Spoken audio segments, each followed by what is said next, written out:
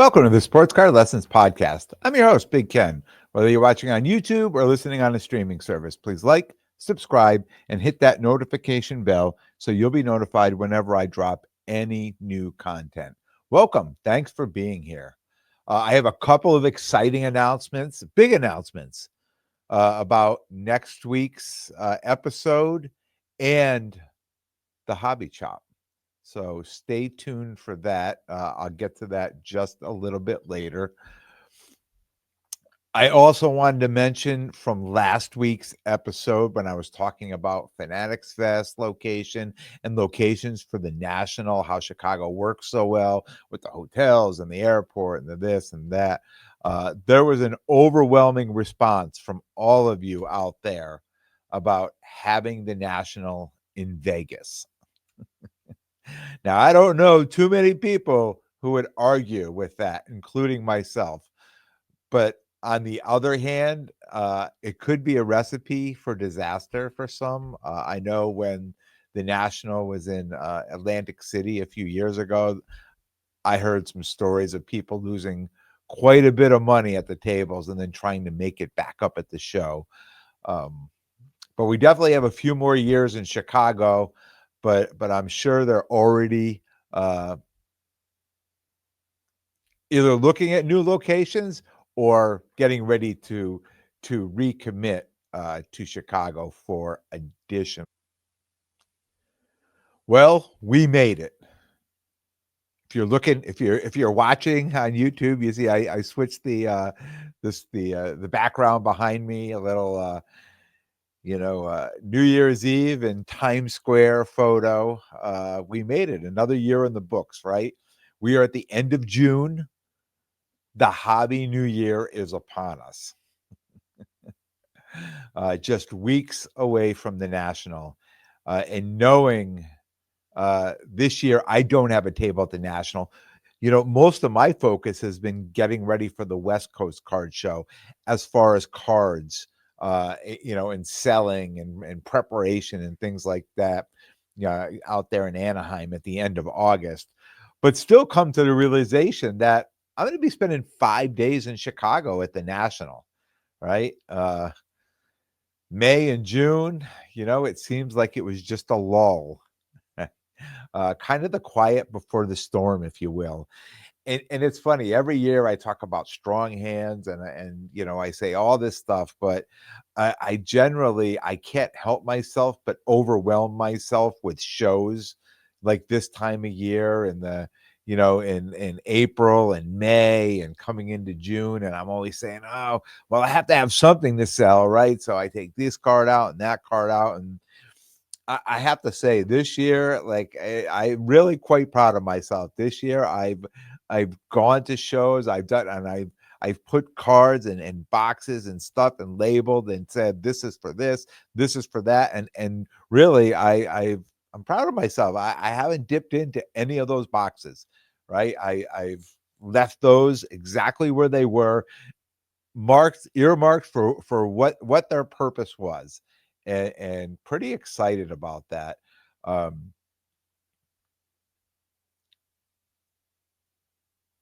Not only do I have to not touch those cards, right? But I also have to prepare and go to some of these shows that I'm set up at, and I have to know, okay, what am I selling there?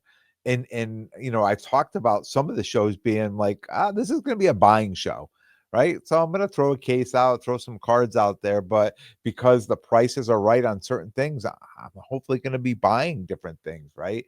I have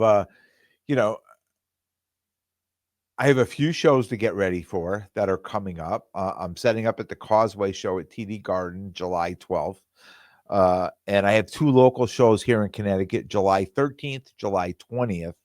And then that's it, 5 days at the National. And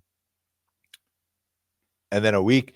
I'm extending my trip to California. It's going to be a week in California when I go out for the West Coast Card Show in August. And how this happened, who knows? Like all of a sudden, I look at my PSA submissions. I'm trying to be,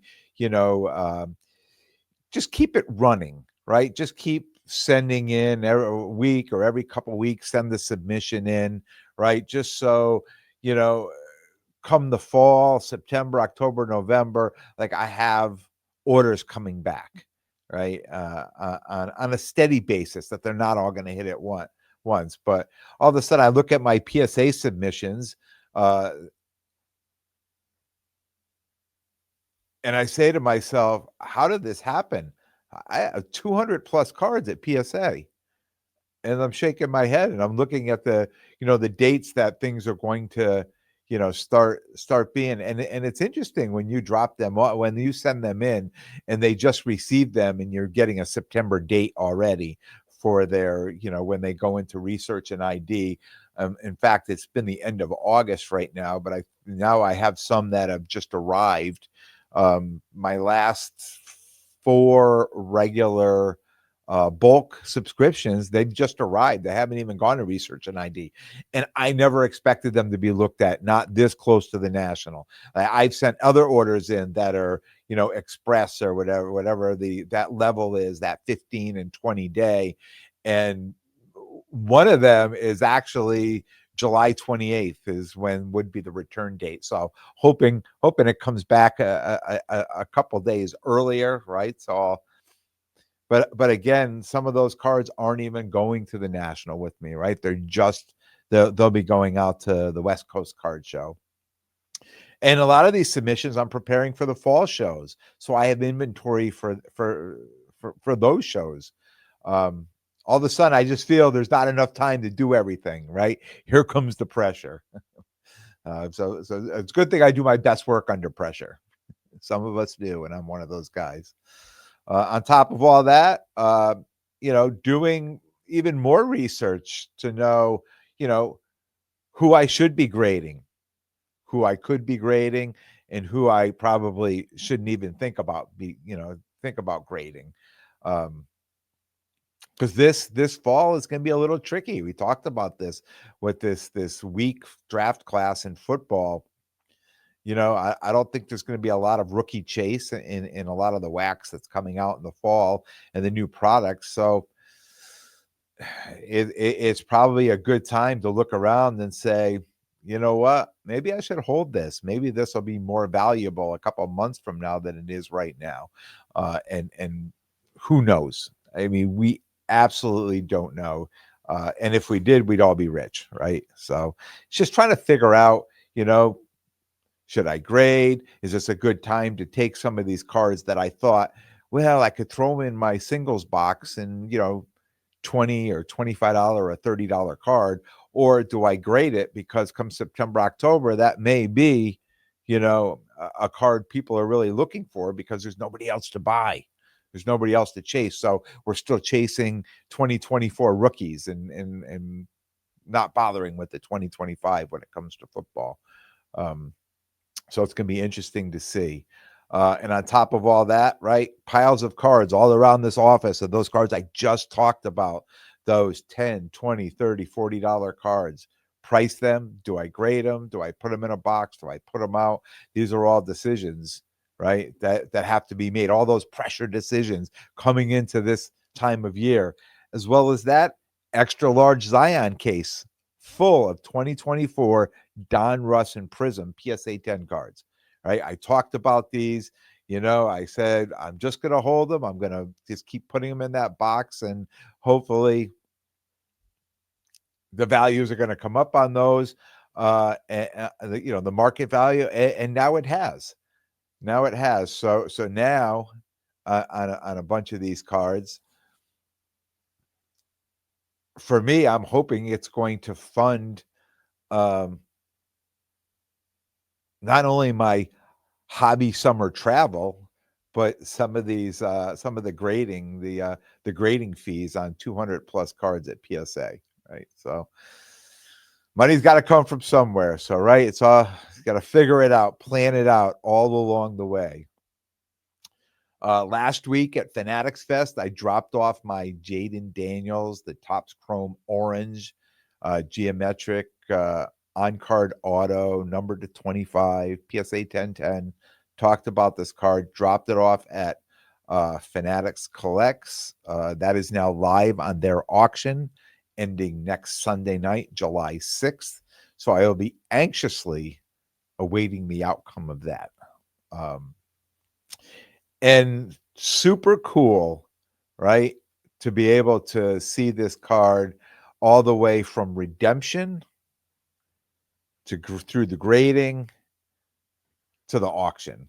So from being with this card from the very beginning. So yeah, this is my first time doing that. So super excited to see this one out. So yeah, I mean, I felt I had plenty of time to get ready and like just piling things up around here. But now I'm just feeling a little bit more pressure, making decisions on what I'm taking and to what shows I'm going to and what my plans are at these shows. And that's really all the buzz right now. People getting ready for the national, people saying, "Hey, what are you bringing out there?" And for me, I'm not really bringing a lot. I do my best work with cards behind the table when I'm set up as a dealer.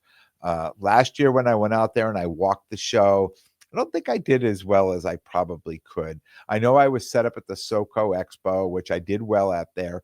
But as far as the national itself, walking around the tables, making deals and trying to sell some cards, I didn't sell very many cards because I'm at that table from the dealer mind. I still have that dealer mindset, right? And it was just hard for me to let some of those cards go at a price that I know that the dealer purchasing them because of their position with a table at the show, that they're easily making 20% on this card or 15% on this card easily, like without even, but me not being able to be in that position to do that. So I did move some cards because I was trying to get into some other cards, which is always a plan out there. I missed the trade nights because I was set up at the SoCo Expo. So that was to me, a downer that I missed out on those trade nights and felt I could probably have done,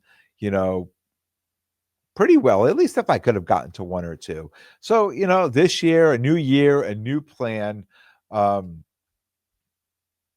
going to save my firepower, right? My big guns. I'm saving those for the West Coast show, but I'm definitely going to bring some more common liquid cards to the national, probably some trade night, trade bait, right? I also want to see which quarterbacks will have all the rage this year. Really haven't heard much one way or another. Obviously, Jaden Daniels still popular, but there will be one or two of these quarterbacks that are going to pop, and I will probably figure out before then who it is and bring a few of those cards with me when I go out there. I talked about thinking maybe it might be Bo Nix, maybe the pickup. And this week I picked up another Bo Nix. Happy to do it. This is the 2024. If you're on YouTube, I'm going to hold this up. 2024 Donruss Optic Bo Nix Rookie Kings, PSA 10. Excited to have that. I will put him right there with the Bo Nix stained glass that I got from last week. And I think these will be West Coast Card Show cards. I'm sure Caitlin is going to be all the rage this year at the National, as she's been the last couple of years. So here's a funny story. Speaking of Caitlin, pulling out my Caitlin Clark cards, right? This past week, kind of getting everything in order and separating cards. What I'll be selling, what I'm keeping, what's staying in the PC, and then right there, mixed in with all my Caitlin Clark cards, I found some Paige Becker's cards that I thought that I sold back in March. See, this is where an inventory sheet would have come in handy, and I would have known there would have been some cards missing, right? But 3 levels of cards, believe it or not. There's this Bowman U Chrome Paige Becker's Pink Refractor, PSA 10. This card here, I didn't get back that long ago. This was the Panini Instant Jungle, numbered to 25, BGS 95. And this is kind of a big one here. The Bowman U Best, Paige Becker's Best of 2023 autographs. This one's numbered 31 of 125, and it is a PSA 10. So when I saw these cards, I was like, oh, I wish I would have found these cards a few weeks ago for the Mohegan Sun Show when I was completely sold out of Paige Becker's cards. But I am sure they will do just fine over the next few weeks, or even if I bring them to the National, because Paige is playing very well. I didn't think she would be, but she's playing very well. So thankfully, I still have some cards here. I can move along. I've picked up a bunch of Cameron Brink cards with her being out with the injury. I've been picking them up pretty cheap. I know for when the WNBA season was starting, they talked about a June return for her. So I was hoping, with these cards to be able to capitalize in August out in Anaheim at West Coast. She plays for the LA Sparks, right? So there's going to be a lot of local fan base there, I'm sure. But here we are at the end of June. She's still not playing with no return date. So now I'm imagining she will probably not make it back this year. And if she does, maybe very late in the year. Still great cards to have, great player to have. And here's the thing with her cards is the prices are starting to rise on her cards as well. And she hasn't played. So that's one of those, we see that happen a lot where people start saying, well, she's going to be coming back and she's going to be great. And there's going to be all this prospecting thoughts. We get these in our mind. And now the value is going up. So it still may not be a bad play for me just to bring those cards out there, right? And sell them with the local fan base. As long as the prices are up, it's a win, right? If any profit on a card, right, is a win. So, so yeah, getting ready for the National. I would really like to use the National to find some cards for my PC. I mean, I've talked about this, setting up a lot of socialization out there, meeting up with people. I've got dinners planned, a lot of things going on out there. And at the show itself, I'd really like to take that time to do what a lot of people do out there, right? Is try to find cards for my PC. Work on completing some of the sets I've been building. My Hunger Games autograph cards. I'm still at 5. I need 5 more there. So I will look. I looked scoured last year. Did not find one of those cards last year. So hey, this year is another year. Delta Airlines pilot cards. I have. I've been putting all those sets together. So I have some holes of cards I need to find for that.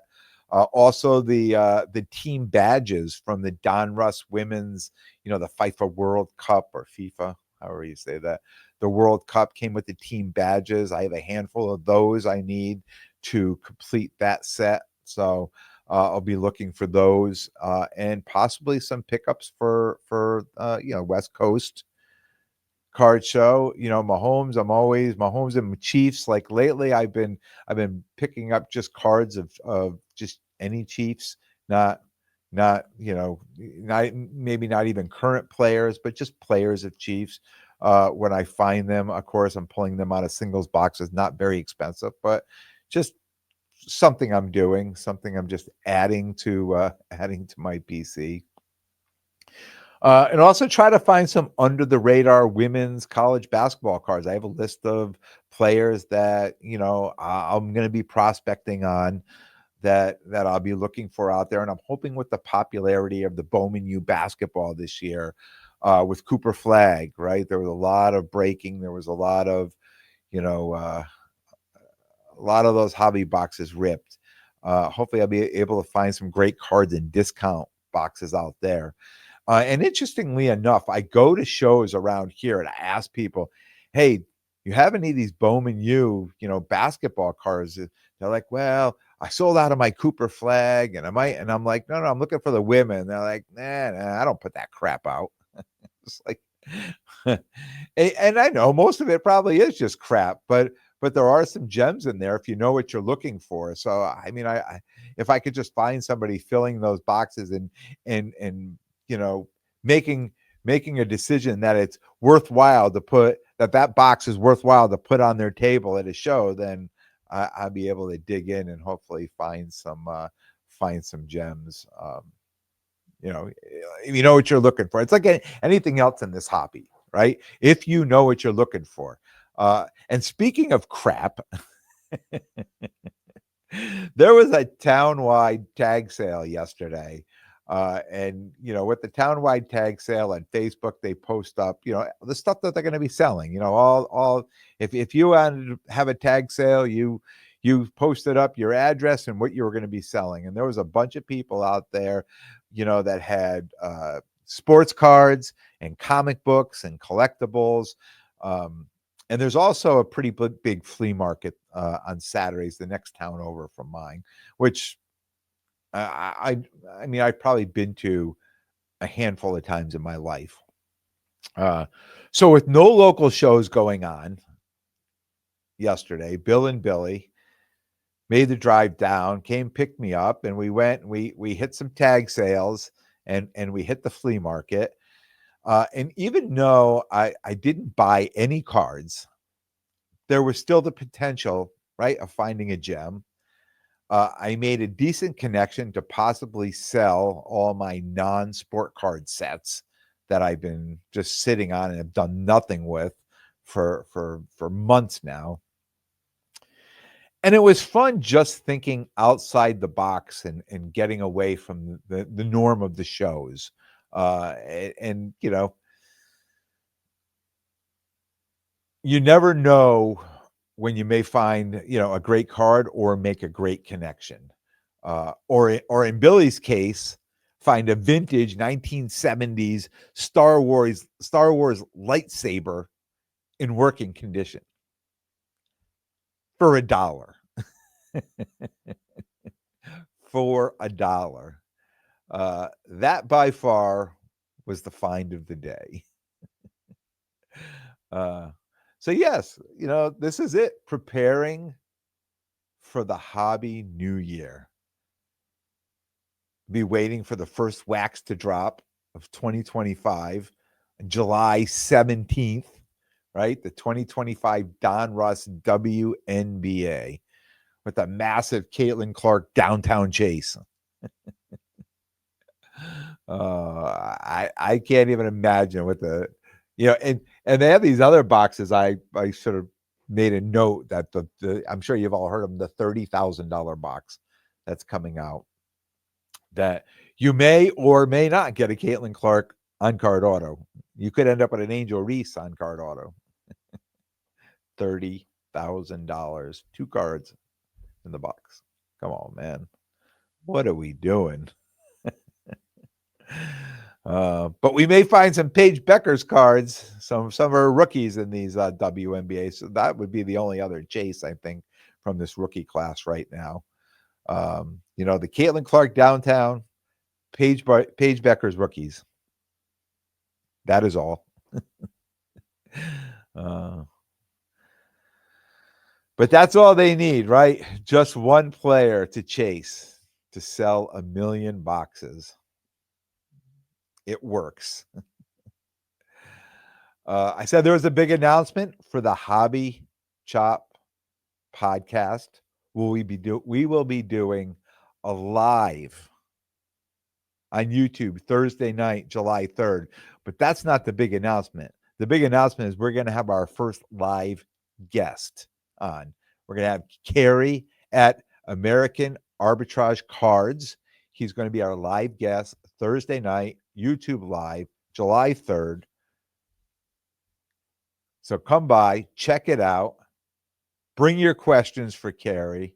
It is going to be a good time. Look, I told you, we're just going to keep trying new things here and bringing a guest in live next Thursday night. Looking forward to it.